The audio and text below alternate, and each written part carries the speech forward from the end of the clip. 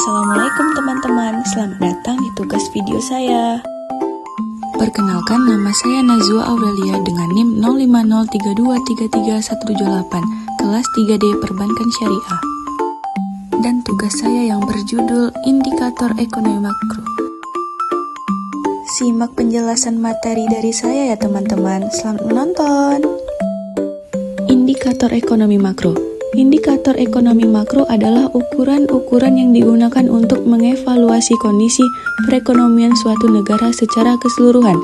Indikator-indikator ini memberikan gambaran tentang tenaga kerja dan tren ekonomi pada tingkat nasional, sehingga penting bagi pemerintah, pembuat kebijakan, dan pelaku ekonomi dalam merumuskan dan mengevaluasi kebijakan ekonomi. Selanjutnya ada 3 fungsi pasar tenaga kerja. Yang pertama, untuk sarana penyaluran tenaga kerja. Yang kedua, untuk sarana mendapatkan informasi tentang tenaga kerja.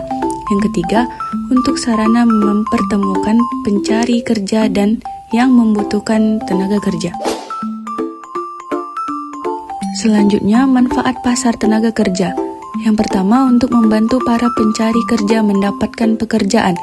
Yang kedua, untuk membantu orang-orang yang memerlukan tenaga kerja. Yang ketiga, untuk membantu pemerintah mengatasi permasalahan ketenaga kerjaan.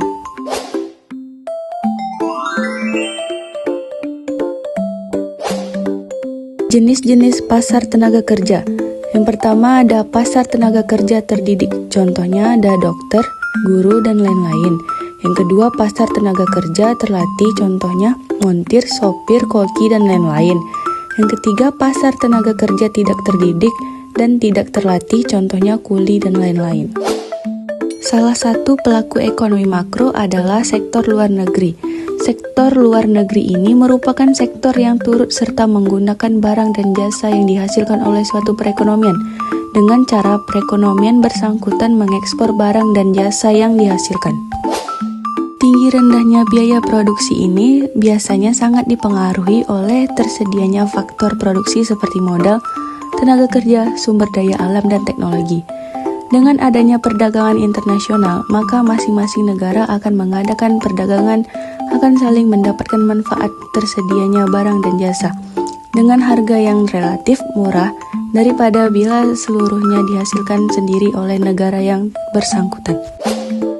Yang terakhir ada keuntungan dan kerugian.